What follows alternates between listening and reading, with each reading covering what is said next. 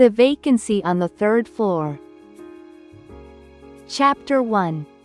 Invisible Women and Cardboard Boxes. I want to say, for the record, that I did not move to Ashford House because I was lonely.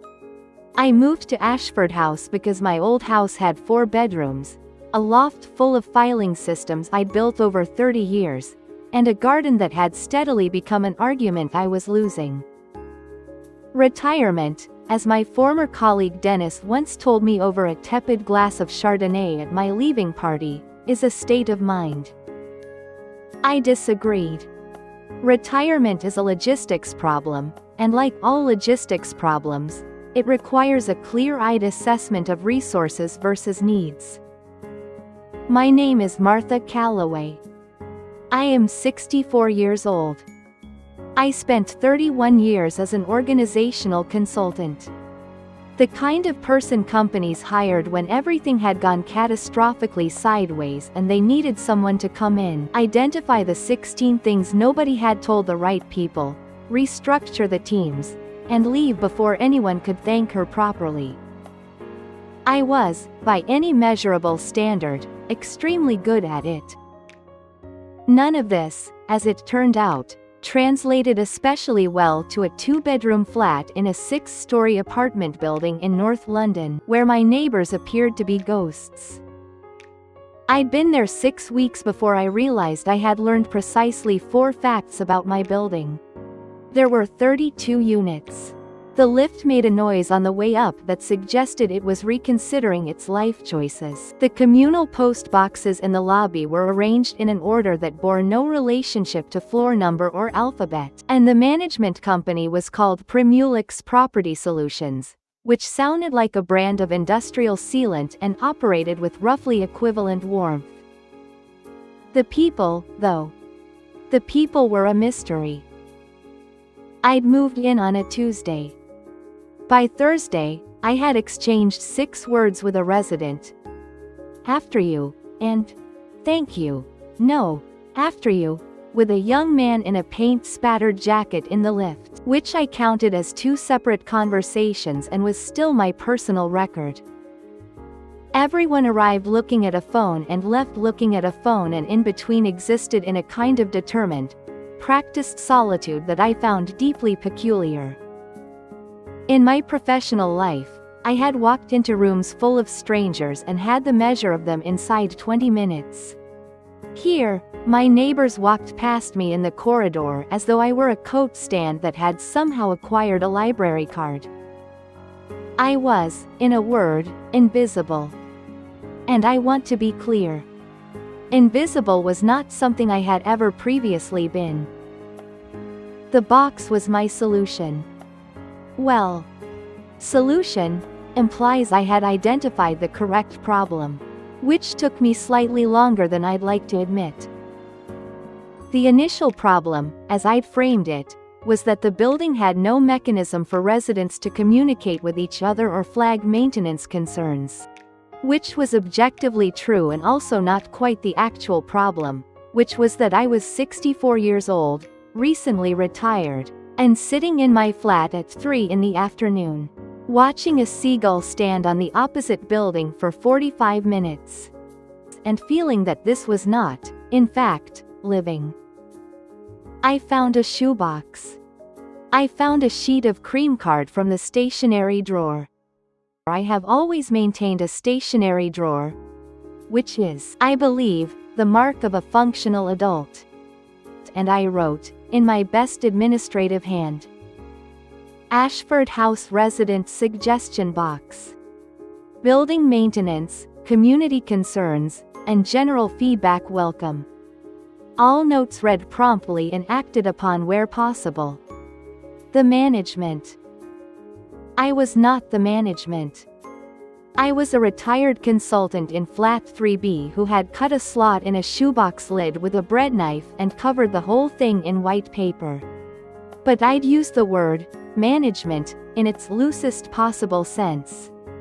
The sense in which I was managing something, which was true, insofar as I was managing my own creeping sense of purposelessness with a piece of stationery and a very good pair of scissors.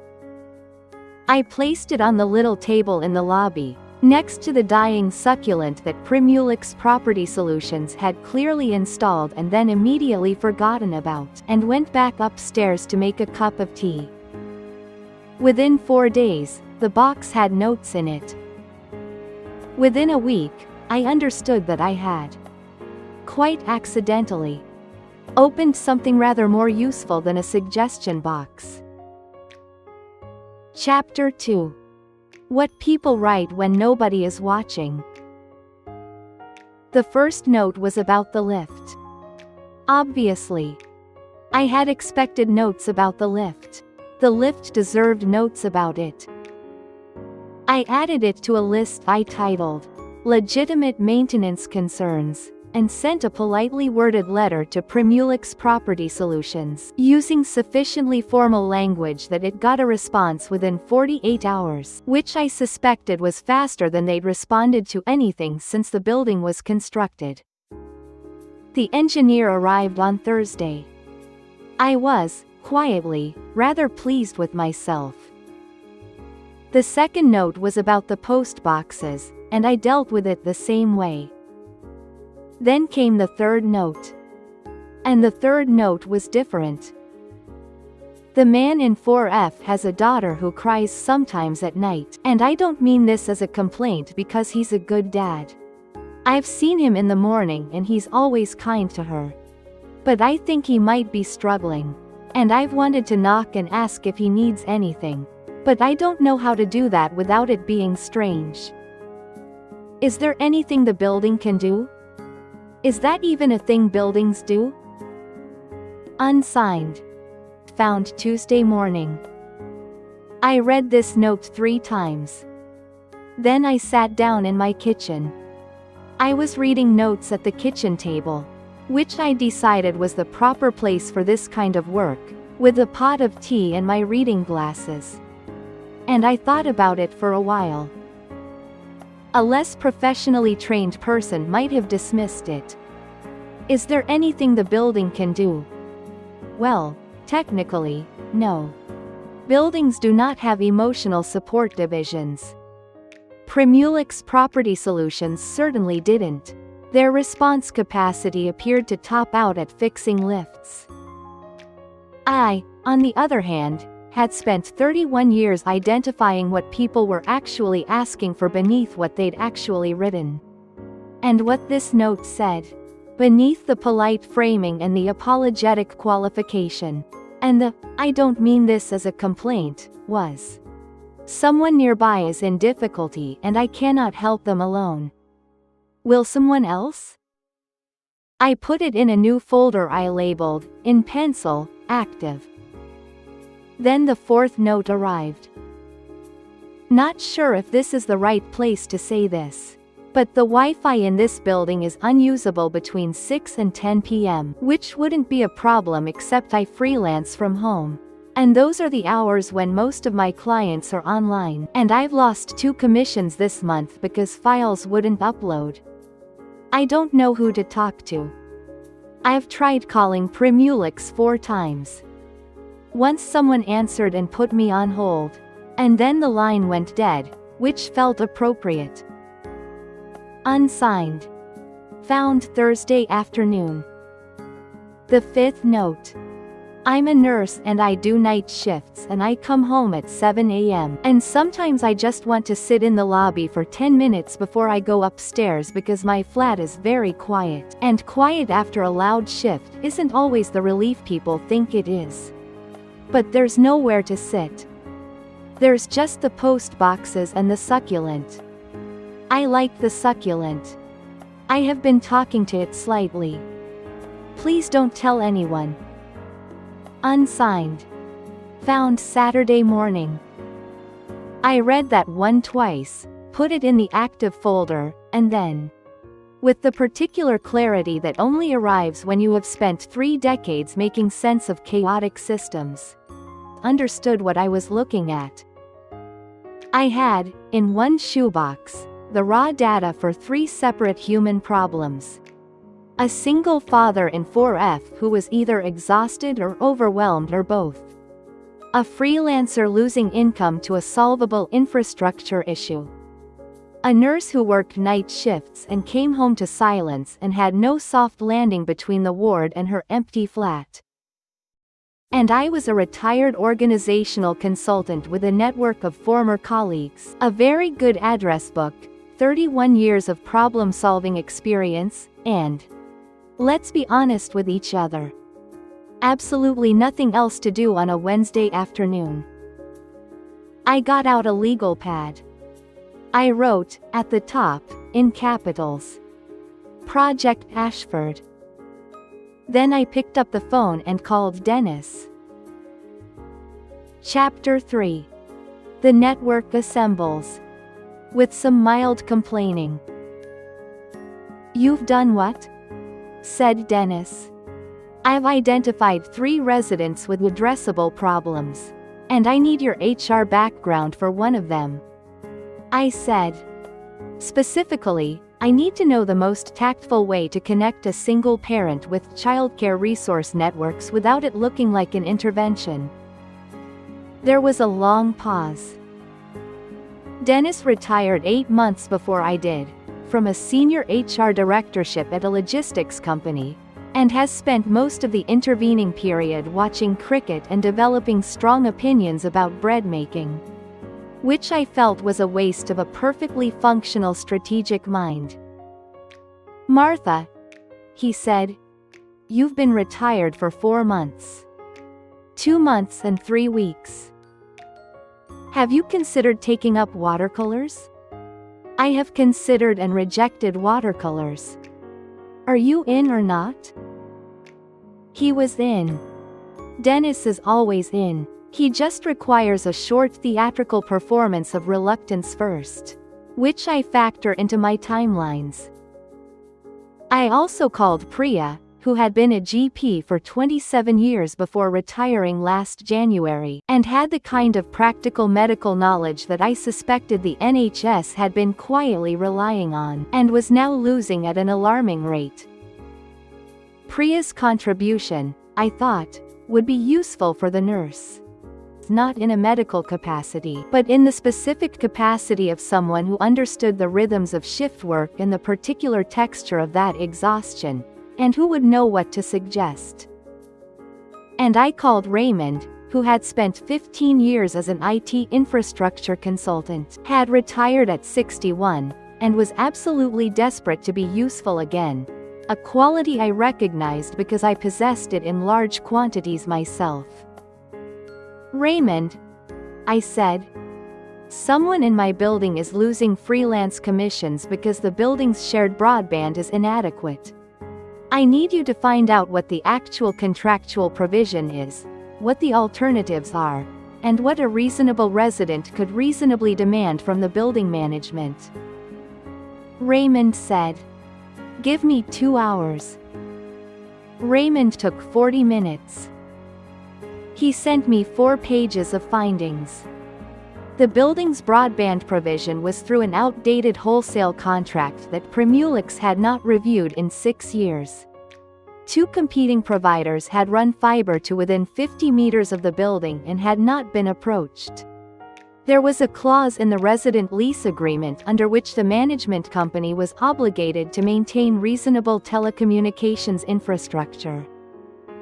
Raymond had highlighted the clause in yellow and written, "Use this," next to it in the margin, which I appreciated. I drafted a letter to Primulix.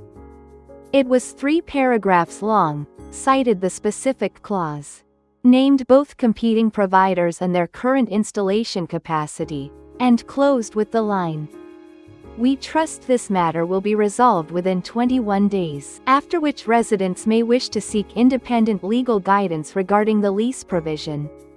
I signed it, the Ashford House Residences Infrastructure Committee, which was not a real committee but sounded considerably more alarming than a retired woman in 3B. Primulix responded in 9 days. An engineer was booked within the month. The freelancer's Wi-Fi situation resolved. I permitted myself a modest sense of satisfaction and moved on to the harder problems. Project Ashford. Active log. Case 1. Infrastructure. Status. Resolved. Broadband upgrade scheduled week of 14th. Case 2. Resident 4F, single parent. Status. In progress. Dentist to identify local family support networks.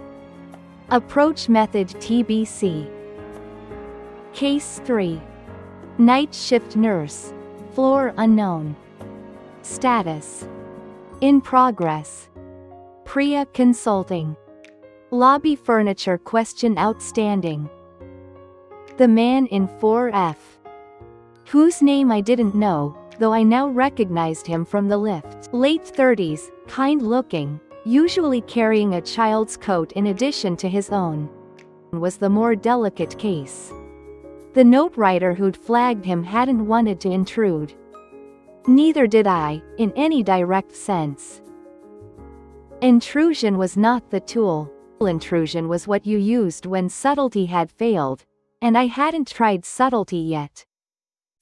Dennis, after what he described as extensive research, and what I suspected was a single afternoon on his laptop, produced a list of local family support networks, a community childcare co-op with 3 places available, and, most usefully, a Saturday morning children's activity group that met in the community center 2 streets away, free of charge, every week, and was apparently very good. He'd found all of this in 45 minutes, which rather proved my broader point about the waste of perfectly functional retired people. The question was how to get the information to the man in 4F without making him feel observed. Which he was, technically, though not in any invasive sense. I was observing him in the sense that I noticed he existed and appeared tired, which is what humans are supposed to do for each other and frequently don't. The answer, when it came to me, was almost embarrassingly obvious. I had a suggestion box. I could put things in the suggestion box as well as take things out of it. I typed up a small notice. Not handwritten, because handwriting could potentially be recognized. And left it on the notice board beside the suggestion box. It listed 3 local family resources, formatted as a general community information sheet, the kind of thing any well-organized building management might circulate. At the bottom, in small text, further information available from the Ashford House community notice board on request. I stapled Dennis's full list behind it, folded once. The list was gone by Thursday morning. Someone had taken the whole thing, carefully, leaving the staple behind. I noted it in the log as a probable positive outcome and turned to the nurse. Chapter 4. The Succulent and the Small Hours.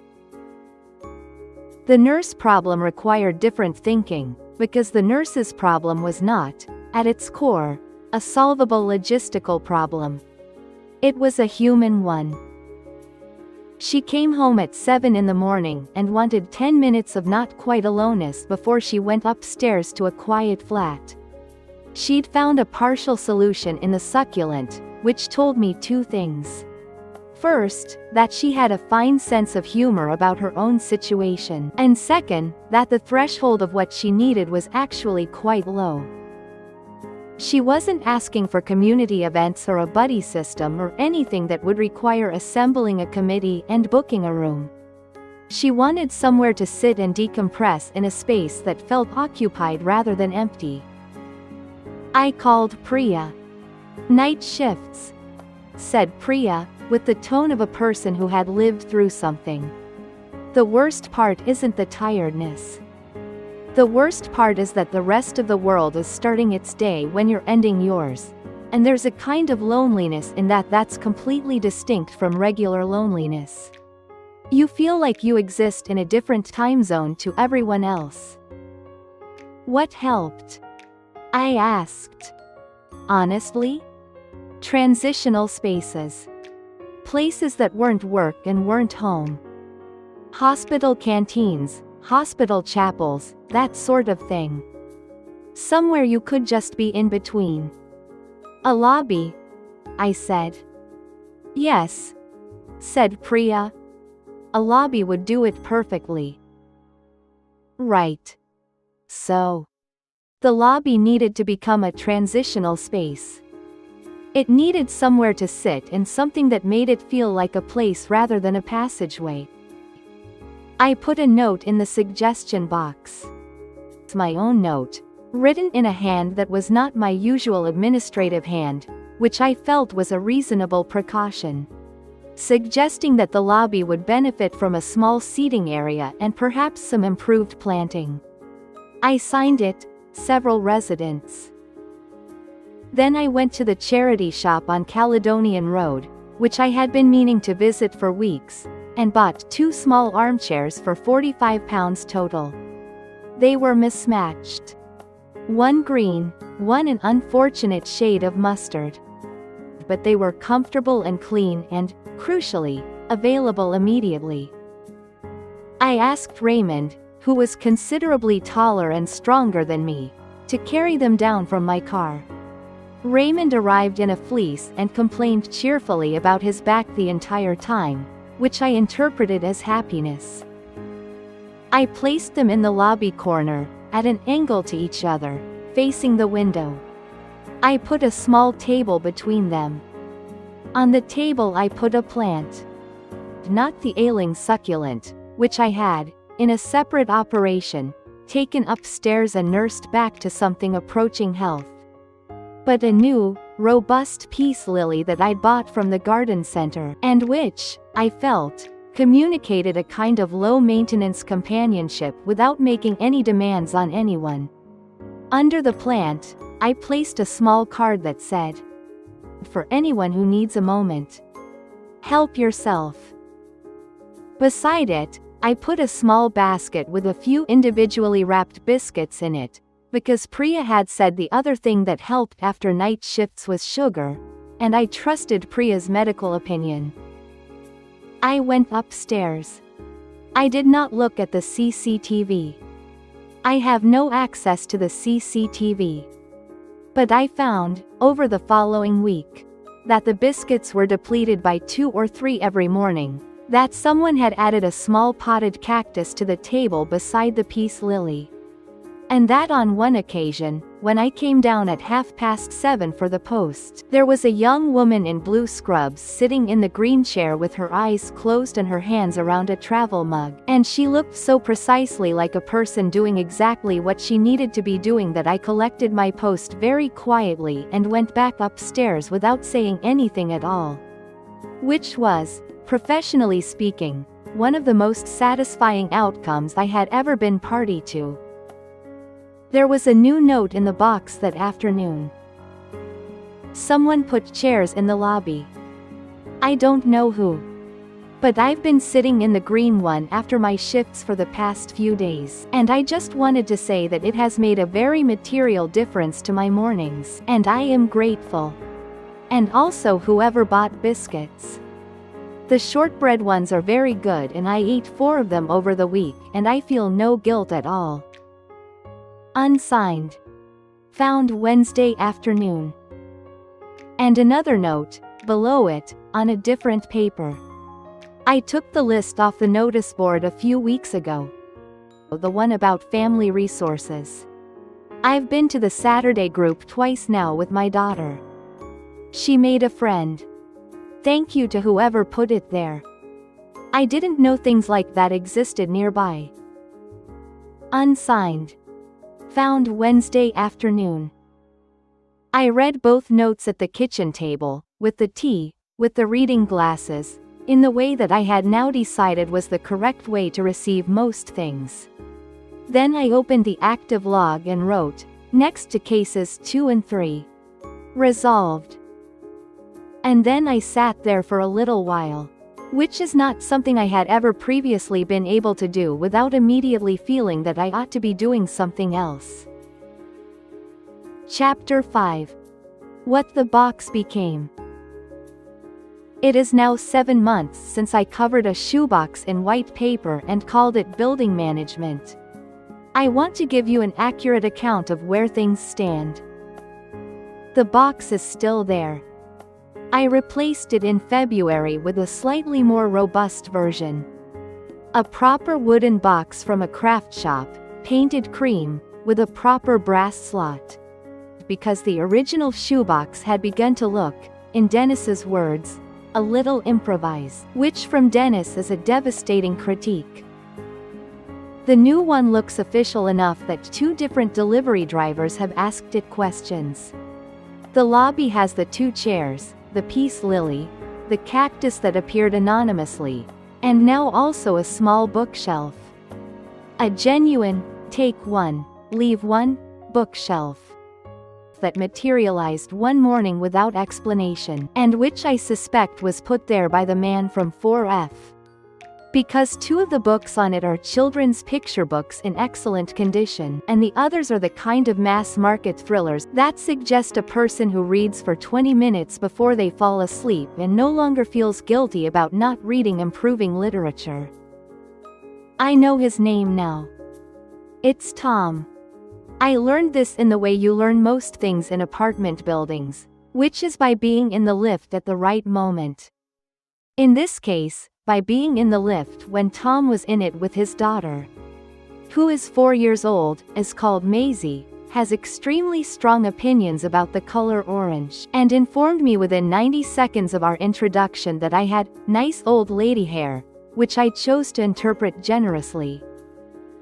Tom went slightly pink and said, "Maisie, that's not." And I said, "She's absolutely right, it is very nice."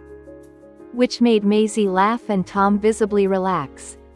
And by the 4th floor I had learned that he was a secondary school science teacher, that Maisie's mum was no longer in the picture and hadn't been for 2 years, and that he'd started taking Maisie to the Saturday group, which she loved, and where he had apparently met another single parent with whom he was now on friendly coffee terms, which he mentioned in the slightly careful way people mention things they don't quite want to examine directly. I said, "That sounds like good news." He said, Yeah, I think it might be." The nurse's name is Cora. I know this because she left a note in the box. The new wooden one. That was not anonymous, which represented, I felt, a meaningful development. It said, "My name is Cora, 5A, and I make quite good banana bread. If anyone wants some, I'll leave a loaf in the lobby on Sundays when I've been on a run of night shifts. It helps me sleep if I've done something useful first." See. There has been banana bread on the lobby table on 4 Sundays out of the last 6. It is, as advertised, quite good. I have left notes in return, unsigned, saying so. Cora and I have not yet had a direct conversation, but we have now nodded at each other in the lift with the particular nod that means I know something about you and it is a good thing, which is, in many ways, the foundation of all decent human relations. The freelancer. The one with the Wi-Fi. I don't know her name yet. But she posted a photograph on a community Facebook group for the street, which Dennis found, because Dennis is now, somewhat alarmingly, a presence on 17 local Facebook groups, and considers this retirement. The photograph was of an ink illustration she'd done of the Ashford House lobby, the 2 chairs visible in the background, and the caption said, "Finished a big commission this week and feeling grateful for the little things. Like the fact that my internet now actually works." The illustration had the peace lily in it, and the bookshelf, and what I was fairly sure, in the window reflection, was the suggestion box. Dennis sent me the photograph with the message, "You're famous." I replied, "I'm anonymous. Which is better?" He sent back a gif of a dancing woman, which I did not understand but assumed was positive. The box continues to receive notes. Some are still maintenance related. There is an ongoing situation with the bin store that I am managing through a letter writing campaign. But others are the other kind. A note from someone on the 5th floor who mentioned in passing that they'd started having a coffee with a neighbor on Thursdays after discovering they were both learning Spanish. A note asking if anyone would be interested in a building film night, from which, over the course of 3 increasingly detailed notes, a monthly film night has been established in the ground floor common room, which Primulix Property Solutions had been using for storage, and which I had suggested, in a letter, they might consider making available for resident use, a suggestion to which they had agreed with the mild bewilderment of an organization unaccustomed to anyone asking them for anything constructive. I went to the first film night. Dennis came too, because I told him there would be wine, which is the most reliable way to get Dennis to leave his flat. Priya came. Raymond came and spent most of Much Ado About Nothing. The Kenneth Branagh one, which I had suggested, telling me that he'd once set up the AV system for a Kenneth Branagh stage production in 1998, a story I strongly suspected was not entirely accurate but which I allowed him, because he'd carried the armchairs and deserved something. Tom was there with Maisie, who had been given very clear instructions about the rule of staying quiet during films, and observed them for approximately 4 minutes before beginning a running commentary on what the horse was thinking. Cora was there in civilian clothes for the first time, which is to say she was not in scrubs and looked entirely different and also exactly the same, and she sat in the back row and ate 2 pieces of someone's homemade focaccia and laughed at all the right moments. The freelancer was there. I recognized her only because she had a small ink stain on her left wrist, which matched the ink stain I'd observed on the hand of the young woman I occasionally passed on the stairs with a portfolio case. Her name, I discovered from the introductions that happened in the slightly awkward way of introductions at community events, was Suki. She said she'd never been to a building film night before. I said neither had I. She said, "Someone's done a really good job with this building, haven't they?" I said, "It's been a collective effort." She said, "Someone put chairs in the lobby."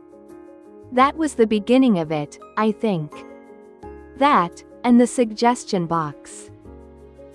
I looked at the suggestion box. The new one, cream-painted wood, which I had brought down and put on the side table for the evening, in case anyone had thoughts on next month's film. "Yes," I said. "The suggestion box. Do you know who runs it?" she said. I considered this for a moment. It was, strictly speaking, a question I could answer. I am, strictly speaking, the person who runs it, in the same way that I am strictly speaking the person who wrote to Primulix 17 times, carried out a needs assessment using anonymous notes, deployed 3 retired professionals as a covert support network, sourced and placed the lobby furniture, and introduced the biscuit basket as a low-cost, high-impact well-being intervention, which is how I described it to Dennis and which he said made me sound unhinged, though not inaccurately. "Building management," I said. Suki nodded. "They should do more buildings like this," she said. "They should," I agreed. The film started. Dennis whispered something about AV systems. Maisie informed us that the horse looked worried. Cora laughed at the back. I sat in the middle of a room that, 4 months ago, had been used to store boxes of old heating manuals and a broken exercise bike, and which now had 23 people in it, some of whom knew each other's names, and some of whom were just beginning to. And I thought, this is, in fact, rather good. Retirement, Dennis had said, is a state of mind. I had disagreed at the time. I still disagree, actually. It is definitely a logistics problem. But it turns out the logistics, once you get them right, led somewhere worth going. I have a meeting with Priya on Tuesday to discuss whether the lobby biscuit situation should be expanded to include a kettle. Dennis thinks this is a slippery slope. Raymond wants to know if he can install a smart plug. I have told them both that we will take it one step at a time, assess the resources, identify the need, and proceed accordingly. There's a note in the box from this morning. I haven't opened it yet. I'm going to make a cup of tea first, get my reading glasses, and sit down at the kitchen table, which is the correct way to receive most things. I expect it'll be interesting. They usually are.